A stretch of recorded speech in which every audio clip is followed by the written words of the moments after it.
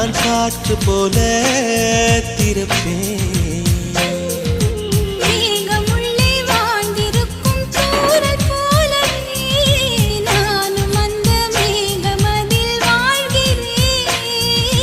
காற்றழுத்தம் போல வந்து நானும் உன்னை தான் முத்தமிட்டு முத்தமிட்டு போகிறேன்.